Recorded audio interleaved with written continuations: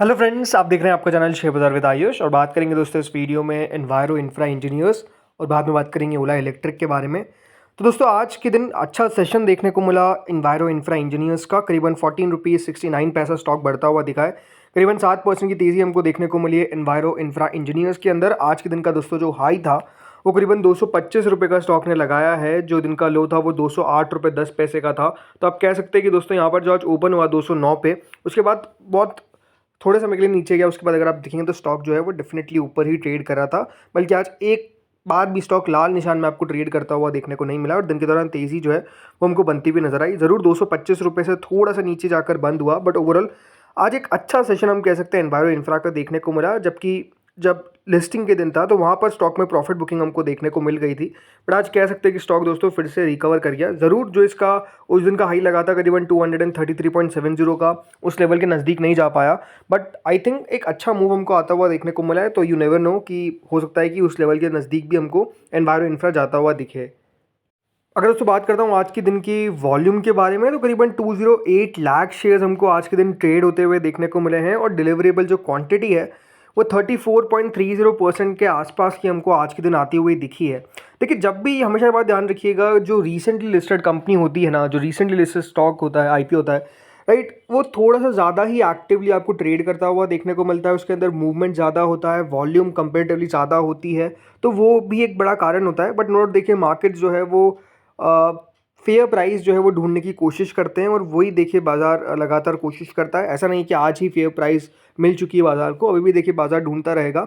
But ज़रूरी बात क्या है कि देखिए कोई भी कंपनी हो, राइट, एक्स वाई जेड, वो चलेगी उनके फंडामेंटल्स पर। कितनी उसके स्ट्रॉन्ग फंडामेंटल्स हैं, कितना उसका स्ट्रॉन्ग देखें यहाँ पर फिनेंशियल्स है, बाज़ार उसके ऊपर रिएक्शन ज़्यादातर देंगे। और वही याद रखिएगा मार्केट्स के लिए सबसे इंपॉर्टेंट है।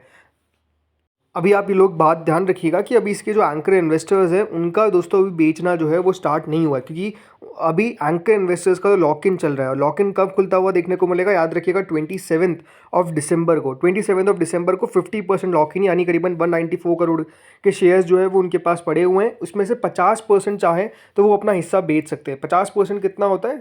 50% सीधा सीधा आप देख सकते हैं ऑलमोस्ट यहाँ पर 97 करोड़ के आसपास जो है वो आपको 97 करोड़ के आसपास जो शेयर्स है वो बेच सकते हैं 50%। और बचाओ 50% जो रहेगा वो 25 फरवरी को उनका लॉक इन खुलेगा, क्योंकि एंकर इन्वेस्टर्स का लॉक इन रहता है। ऐसा नहीं है कि जिस दिन लिस्ट हुआ उसी दिन से एंकर इन्वेस्टर्स बेच सकते हैं, ऐसा नहीं होता है।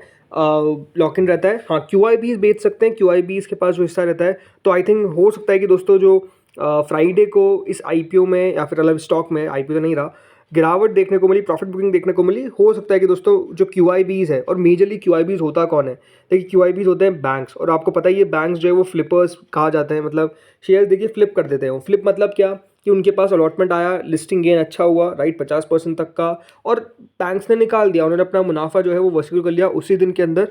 तो उसका भी एक बड़ा कारण होता है कि दोस्तों स्टॉक में फॉल देखने को मिल जाता है, बिकॉज QIBs अपना मुनाफा बुक कर लेते हैं जिस दिन लिस्टिंग होती है, क्योंकि उस दिन अच्छा मुनाफा दिख रहा होता है। तो ये भी एक बड़ा कारण होता है। लेकिन हाँ, अब ये बात ध्यान रखिएगा, कंपनी के नंबर्स जो है वो हमको जल्द आते हुए दिखेंगे। अभी तक कंपनी ने डेट्स अनाउंस नहीं किए, बट ट्रेडिंग विंडो क्लोज हो चुकी है। इसका मतलब क्या है कि दोस्तों कंपनी जल्द अपने रिजल्ट डेट अनाउंस कर सकती है। मुझे लगता है कि देखिए 1 से 1.5 हफ्ते के अंदर कंपनी के नंबर्स आ जाएंगे।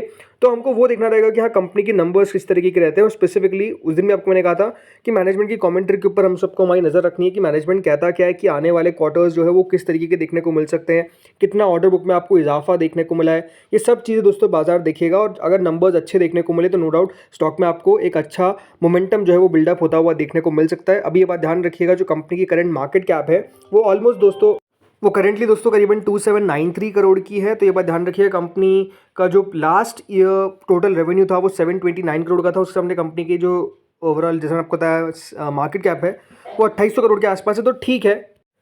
सो ऐसा नहीं कि अगर आप इसको सेल्स टू मार्केट कैप देखेंगे तो बहुत ज़्यादा महंगा दिखता है, बट स्टिल जो वैल्यूएशंस पे बाकी कंपनी ट्रेड कर रही है, कंपनी भी उसके नज़दीक ट्रेड कर रही है, राइट। जो इसके मेजरली दोस्तों अगर आप पीयर्स देखेंगे तो जिसमें एक वाटक वबाग आता है, वो ज़रूर 44 के पी पे ट्रेड करता है। एक और कंपनी आती है जिसका नाम है EMS लिमिटेड, 5,000 करोड़ के आसपास की मार्केट कैप है और ट्रेड करती है एट अ पी ऑफ 27.4। तो इसी के आसपास वैल्यूएशन जो है वो इन कंपनीज़ को मिलता है, राइट। तो आई थिंक वही है कि नंबर्स जिस तरीके के इनके निकल कर आएंगे उसके बाद देखिए बाजार जो है वो रिएक्शन देगा। बट नोट, कंपनी ने कुछ दिन भी कहा था बढ़िया है, ऐसे कोई दिक्कत नहीं है लॉन्ग टर्म होल्ड करने में। But again stock short term में वॉलेटाइल रहेगा ही रहेगा, इसको आपको दिमाग में लेकर चलना है, राइट। उस बात को आपको छोड़ना नहीं है। बाकी आप लोगों को डिसीजन अपने खुद के फाइनेंशियल एडवाइजर से कंसल्ट करके लेना ही है। बाकी मेरे हिसाब से देखिए, आई डोंट थिंक कि इसके अंदर बहुत दिक्कतें नज़र आती है, ठीक है। अब आते हैं दोस्तों अगली कंपनी पे, जिसका नाम है ओला इलेक्ट्रिक। आज एक अच्छा सेशन देखने को मिला ओला इलेक्ट्रिक में, लेकिन जो सेशन था वो अपने आप में कह सकते हैं काफ़ी वॉलेटाइल था। आज एक समय पे दोस्तों स्टॉक जो है वो ऑलमोस्ट आपको गिरता हुआ देखने को मिला। जो इसका प्रीवियस क्लोज था 87.41, वहाँ से 81.20 का स्टॉक ने आज लो बनाया। बट उसके बाद जो मूव आया स्टॉक के अंदर, इतना बड़ा मूव आया कि स्टॉक 6.45% अप जाकर बंद हुआ, ऑलमोस्ट दिन के हाइस के करीब। 94.47 का आज का हाई था। तो ओला इलेक्ट्रिक में आज बेसिकली ऐसा हुआ क्या कि इतनी बड़ी तेज़ी हमको ओला इलेक्ट्रिक में देखने को मिल गई। तो इसके पीछे का रीज़न है, जो आज के अंदर दोस्तों एक बड़ी रिकवरी देखने को मिली, उसके पीछे का कारण है जो कंपनी के करता धरता है भावेश अग्रवाल, उनके द्वारा एक बड़ा अनाउंसमेंट किया गया। उन्होंने कहा कि हम हमारे स्टोर्स को इतना ज़्यादा एक्सपांड करने वाले हैं कि 4000 हमारे पास टोटल स्टोर्स हो जाएंगे बाय दिसंबर 20। अभी कंपनी के कितने स्टोर्स है? कंपनी के अभी दोस्तों 800 स्टोर्स है, और 800 से सीधा दोस्तों अपने कंपनी स्टोर्स 4000 करती हुई देखने को मिलने वाली है। मतलब 3200 नए स्टोर जो है वो ओला इलेक्ट्रिक दोस्तों यहाँ पर डालता हुआ नजर आने वाला है। और वो भी कब तक? बाय 20 दिसंबर। मतलब आप समझ सकते हैं कि आने वाले 18 दिनों के अंदर कंपनी जो है वो इतने नए स्टोर, इतना बड़ा एक्सपांशन जो है वो करती हुई देखने को मिलने वाली है। और ये अपने आप में आप समझ सकते हैं कि एक बहुत बड़ा अनाउंसमेंट था जो बाजार ने यहाँ पर नोटिस किया। नो डाउट उसके ऊपर रिएक्शन जो है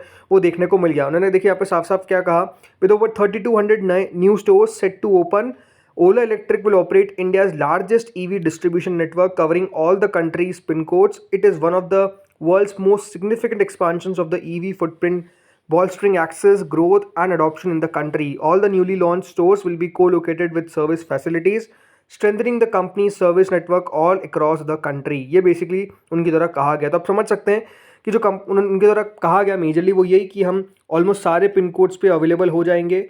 जो ईवी फुटप्रिंट है उसको हम सबसे तेज़ी से आगे बढ़ाते हुए दिख रहे हैं। हम यहाँ पर जो स्टोर्स लॉन्च कर रहे हैं वहाँ पर सर्विस फैसिलिटीज़ भी रहती हुई नजर आएगी, बिकॉज कंपनी के सर्विसेज को लेकर थोड़ा सा इशू रहा है। सो आई थिंक वो भी कंपनी एड्रेस करने की कोशिश कर रही है। एंड ये दोस्तों जो अनाउंसमेंट है, आई थिंक बाजार ने इसको जिस तरीके से देखा वो काफ़ी पॉजिटिव था। बिकॉज आप समझिए ना कि आज कंपनी के 800 स्टोर है, अगले 20 दिनों में अगर कंपनी 4000 स्टोर्स कर लेगी तो अपने आप में आप समझ सकते हैं कि बिजनेस भी ग्रो करता हुआ देखने को मिलेगा। हाँ, ये बात सही है कि इस एक्सपांशन के लिए कितना कंपनी को पैसा लगा है, ये अपने आप में एक सबसे बड़ा क्वेश्चन हो सकता है। और आई थिंक इसका जो रिजल्ट है वो हमको देखने को मिलेगा जब आने वाले क्वार्टर में कंपनी अपने नंबर्स पेश करेगी, तो पता चलेगा कि हाँ किस तरीके से यहाँ पर कंपनी का इन्वेस्टमेंट गया है। बट नो डाउट यहाँ पर कंपनी बहुत बड़ा एक्सपांशन जो है वो करती हुई दिख रही है, और इसको बाजार ने पॉजिटिवली लिया, राइट। बाजार ने इसको नेगेटिव नहीं लिया, पॉजिटिवली लिया, और इसीलिए स्टॉक जो है वो बढ़िया करता हुआ देखने को मिला है।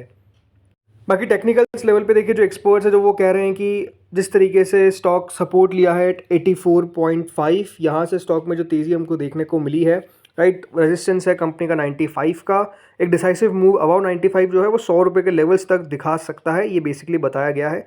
But again I think Ola electric में अभी भी देखिए प्रॉब्लम जो है वो कंपनी के फाइनेंशियल्स को लेकर है। इसको तो कोई डिनाई नहीं कर सकता है, बिकॉज फाइनेंशियल्स कंपनी के उतने स्ट्रॉन्ग नहीं है। कंपनी ज़रूर अपने आप को एक्सपांड कर रही है, इसलिए लास्ट एक महीने में जो कंपनी के नए लॉन्चेस हुए हैं उसके ऊपर भी बाजार ने रिएक्शन दिया है। स्टॉक 15% तक चलता हुआ दिखा है। ओवरऑल लोज से अगर आप देखेंगे तो स्टॉक में तेज़ी हमको ज़रूर अच्छी खासी देखने को मिली है। ऑलमोस्ट 38-40% स्टॉक चल चुका है, तो एक अच्छी मूव आई है, क्योंकि जो इसका 52 वीक लो है वो 66 का है। बड़े बात ध्यान रखिएगा, इसका 52 वीक हाई 157 का है, तो वहाँ से अभी भी काफ़ी नीचे स्टॉक मिलता है।